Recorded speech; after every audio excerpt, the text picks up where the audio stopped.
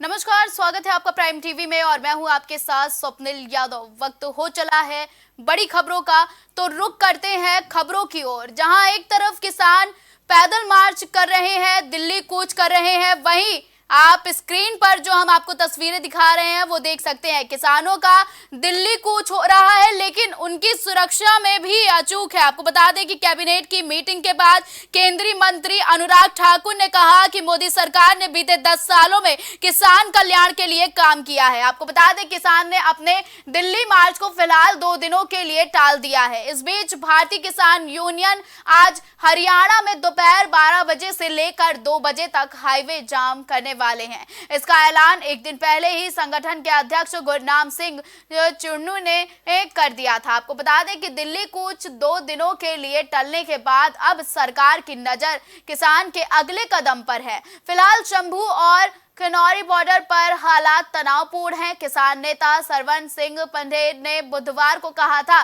कि दिल्ली मार्च को कल से 2 दिनों के लिए टाल दिया गया है। अब 23 फरवरी को आंदोलन की आगे की रणनीति तय की जाएगी। दूसरी ओर केंद्र के कैबिनेट मंत्री बैठक में बुधवार को कई अहम फैसले लिए गए हैं। कैबिनेट ने गन्ना खरीद की कीमत में 8% की बढ़ोतरी को मंजूरी दी है। कैबिनेट ने गन्ना खरीद की कीमत को 315 रुपए प्रति क्विंटल से बढ़ाकर 340 रुपए प्रति क्विंटल करने की मंजूरी दे दी है। इस तरह गन्ने की कीमत 25 रुपए प्रति क्विंटल बढ़ गई है। वहीं कैबिनेट मंत्री ने बुधवार को हुई बैठक में अहम फैसले लिए हैं। कैबिनेट ने गन्ना खरीद की कीमत 8% में बढ़ोतरी की मंजूरी दी है। आज अगर गन्ने के लिए पूरी दुनिया में सबसे ज्यादा दाम कहीं दिया जा रहा है तो भारत में दिया जा रहा है। India is paying the highest price for sugar cane in the world, and even this year Modi government has taken a decision to give a hike of 8%, which means increase from rupees 315 to 340 rupees per quintal. This is in the interest of farmer. That is our commitment towards the farmer's income.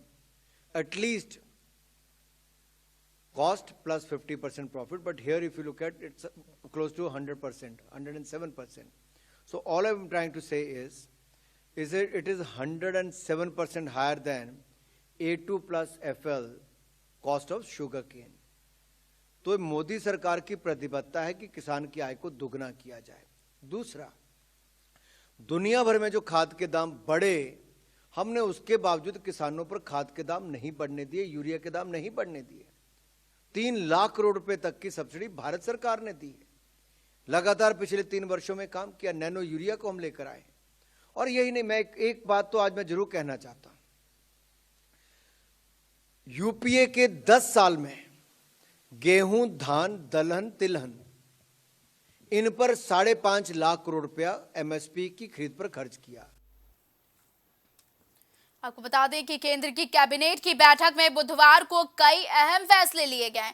आप screen पर देख सकते हैं कि cabinet की बैठक में गन्ना किसानों को तोहफा दिया गया है। आपको बता दें कि कैबिनेट में गन्ना खरीद की कीमत में 8% की बढ़ोतरी की मंजूरी दे दी गई है। एक तरफ जहां किसान कूच कर रहे हैं दिल्ली की ओर, वहीं दूसरी तरफ गन्ना किसानों को कैबिनेट की बैठक में 8% की बढ़ोतरी की मंजूरी दे दी गई है, जिसके बाद कैबिनेट ने गन्ना खरीद की कीमत में 315 रुपए प्रति क्विंटल से बढ़ाकर 340 रुपए प्रति क्विंटल करने की मंजूरी दे दी है। इस तरह गन्ने की कीमत 25 रुपए प्रति क्विंटल की गई है। वहीं कैबिनेट की मीटिंग के बाद केंद्रीय मंत्री अनुराग ठाकुर ने कहा कि मोदी सरकार ने बीते 10 सालों में किसान कल्याण में काम किया है। 2014 में पहले किसान को खाद के लिए भी सड़कों पर उतरना पड़ता था। उस समय गन्ने की कीमत सही नहीं मिलती थी, 2-2 साल इंतजार करना पड़ता था, लेकिन मोदी सरकार में इस दिशा में बेहतरीन काम किया गया है। अनुराग ठाकुर ने कहा कि 2019 से 2020 में 75,854 करोड़ रुपए गन्ना किसानों को मिला। वहीं 2020 से 2021 में 93,011 करोड़ रुपए मिला। वहीं 2021 से 2022 में किसानों को 1.28 लाख करोड़ रुपए मिले।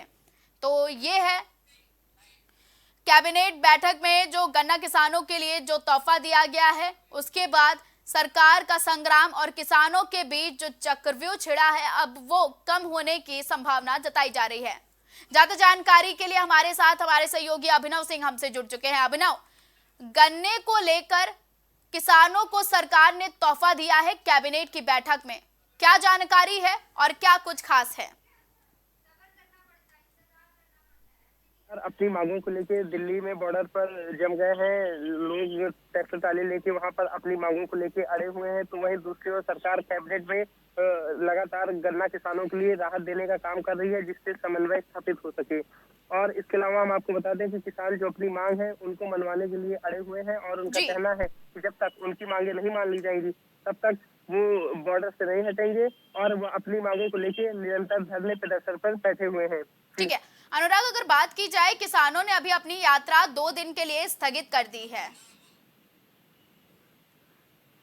तो क्या जानकारी है अभिनव कि 2 दिन के लिए यात्रा स्थगित कर दी गई है? अब किसान क्या फैसला लेंगे?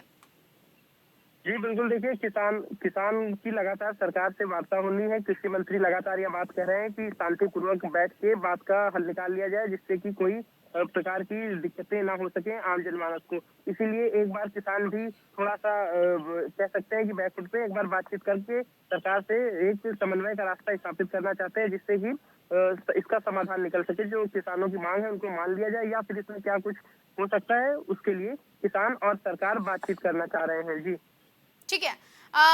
अभिनव, बार बार अनुराग ठाकुर कह रहे हैं कि मोदी सरकार ने 10 सालों में किसान कल्याण हुआ है, तो क्या सही मायने में किसान कल्याण हुआ है अभिनव?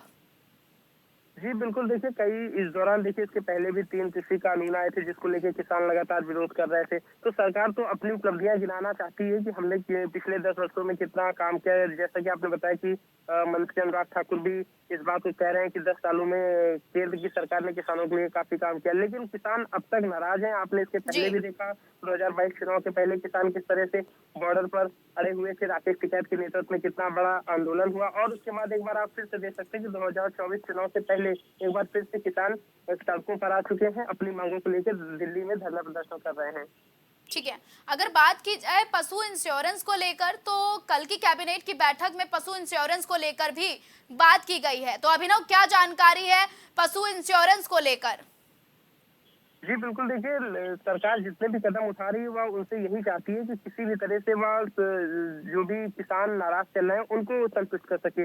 इसीलिए वह अपनी बैठक में इस तरह के इंश्योरेंस को लेके आ रही है और तमाम चीजें जिनसे किसानों को वो अपने पाले मिला सके और उनको बनवा सके, ऐसा करना चाह रही है। जी ठीक है, अगर 2014 की बात करें तो अनुराग ठाकुर ने यह भी कहा है अभिनव कि 2014 के बाद से किसानों की सुधार हुआ है, किसानों की हालत में सुधार हुआ है, लेकिन किसान कह रहे हैं कि हमारी हालत में सुधार नहीं हुआ, जबकि हम कर्ज में डूबते जा रहे हैं। तो ऐसे में किसानों का अगला कदम क्या होगा?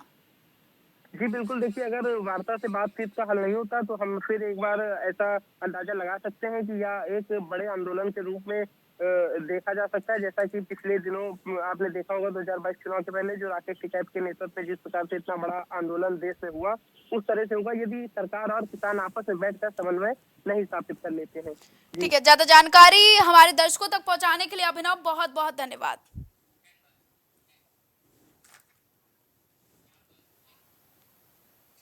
आज से 2 दिवसीय दौरे पर पीएम नरेंद्र मोदी अपने संसदीय क्षेत्र काशी में रहेंगे।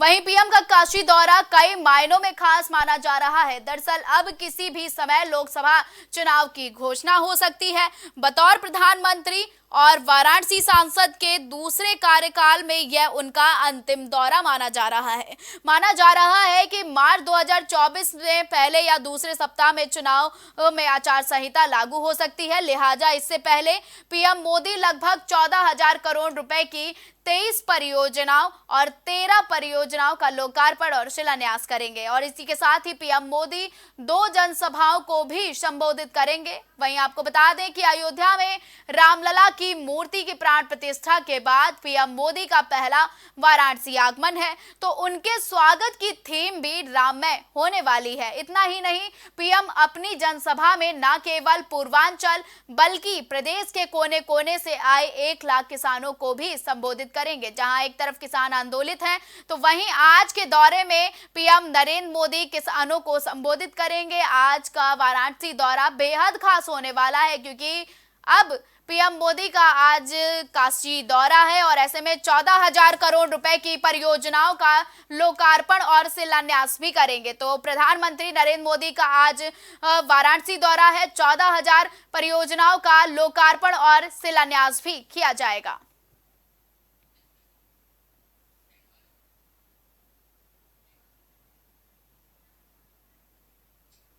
लोकसभा चुनाव को लेकर सभी पार्टियों में सीटों को लेकर घमासान मची हुई है।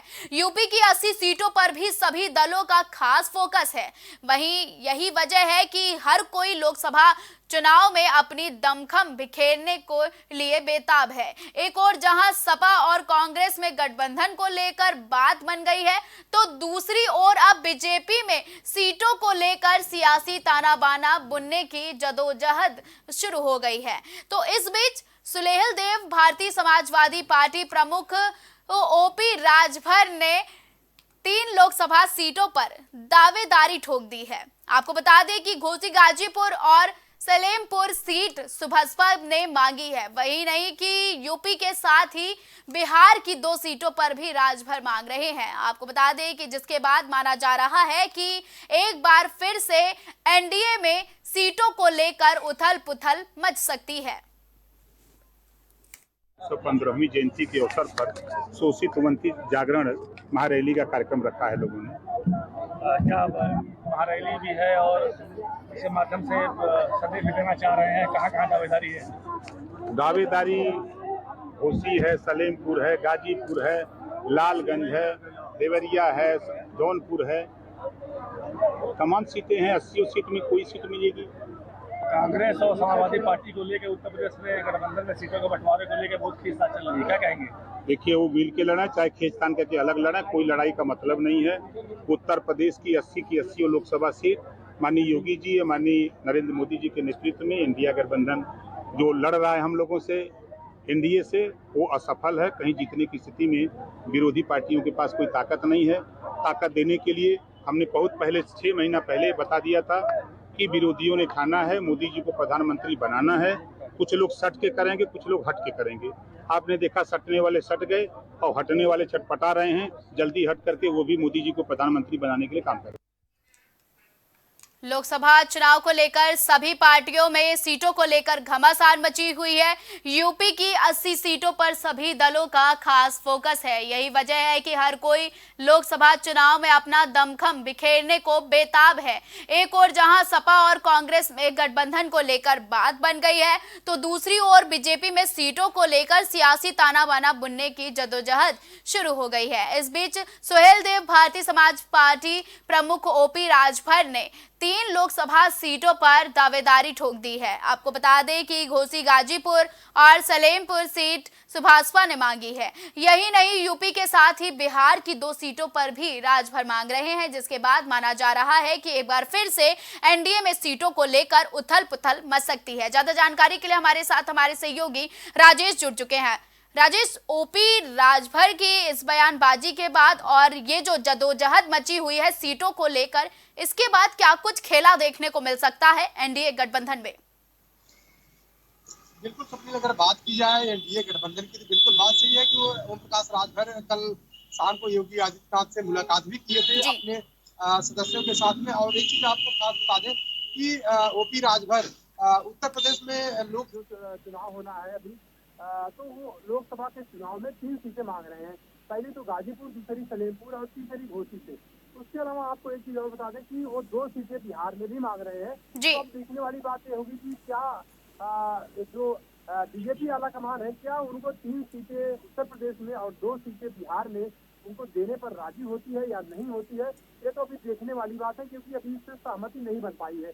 तो जहाँ तक अगर बात की जाए इंडिया गठबंधन की, तो बिल्कुल बात सही है कि इंडिया गठबंधन में जिस तरह से अखिलेश यादव और राहुल गांधी इसमें समझौता हो गया है कि मतलब 63 सीटों पर अखिलेश यादव चुनाव लड़ेंगे, बाकी 17 सीटों पर कांग्रेस चुनाव लड़ेगी। तो जिस तरह से इंडिया गठबंधन में अभी देखा जाए मतलब सहमति बनती हुई नजर आ रही है, उसी तरह से अगर देखा जाए तो जो एनडीए गठबंधन है सुभाषपा के साथ में, तो इसमें अभी कोई सहमति नहीं बन पाई है। 3 सीटें ओपी राजभर उत्तर प्रदेश में मांग रहे हैं, 2 सीटें बिहार में मांग रहे हैं। लेकिन अब इसमें देखने वाली बात होगी क्या इन 5 सीटों के लिए इंडिया गठबंधन जो एनडीए गठबंधन है इसमें बात बन पाती है या नहीं बन पाती है, ये तो देखने वाली बात होगी। ठीक है राजेश, अगर बात की जाए कि सुभाषपा पार्टी के प्रमुख ओपी राजभर ने जो डिमांड की है, उसके बाद क्या लगता है कि लोकसभा 2024 के चुनाव में पानी फिरता नजर आ रहा है? क्योंकि चुनाव बेहद नजदीक है और ऐसे में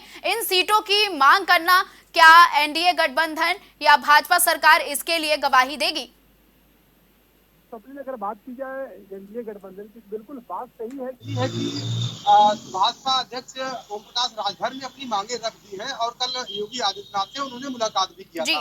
लेकिन अब इस पे जो एनडीए गठबंधन है वो आला कमान है वो इस पे कितना अमल करता है ये तो देखने वाली बात होगी। लेकिन भाजपा अध्यक्ष ओम प्रकाश राजभर जो है वो उत्तर प्रदेश में लोकसभा की 3 सीटों पर गाजीपुर और सलेमपुर घोसी 3 सीटों पर उन्होंने मांग की है। उसके साथ में 2 सीटें बिहार में उन्होंने मांगी है। लेकिन अब इस पे कितना अमल हो पाता है देखने वाली बात होगी। जी स्वप्निल।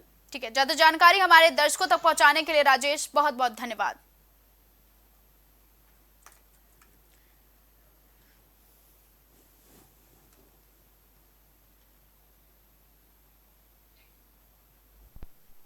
खबरों का सिलसिला लगातार जारी रहेगा। देश और दुनिया की तमाम बड़ी और अहम खबरों के लिए आप देखते रहें प्राइम टीवी। कुछ भाव पुष्प। आप देख रहे हैं प्राइम टीवी, सच साहस सरोकार। अगर आप करना चाहते हैं अपने बिजनेस को प्रमोट, तो इसके लिए आपको चाहिए होगा एक सपोर्ट। बेहतर स्क्रिप्ट, शानदार ग्राफिक्स, बेहतर विजुअल, दिखाएंगे कमाल, जानकारी पहुंचेगी जन जन तक, आपका काम करेगा धमाल। इन सभी चीजों के लिए अब ना हो परेशान। Brand promotion, motion designing and video editing, 2D और 3D animation, television telecasting, social media works, script writing जैसे कामों के लिए आज ही कांटेक्ट करें 9267925186 पर। इसी के साथ ही आप हमें जीमेल भी कर सकते हैं vikasproduction.gfx@gmail.com पर। प्रधानमंत्री श्री नरेंद्र मोदी का संकल्प है कि देश का हर नागरिक पोषित, सशक्त और समर्थ बने। जब पूरा विश्व इस सदी की सबसे बड़ी महामारी कोविड-19 से जूझ रहा था, उस दौरान प्रधानमंत्री श्री नरेंद्र मोदी जी के नेतृत्व में भारत सरकार ने प्रधानमंत्री गरीब कल्याण अन्न योजना का संचालन कर देश के गरीबों की खाद्य सुरक्षा सुनिश्चित की। इसी संवेदनशीलता को जारी रखते हुए आज 80 करोड़ से भी ज्यादा लोगों को मुफ्त अनाज दिया जा रहा है। सभी को अनाज, पोषित समाज।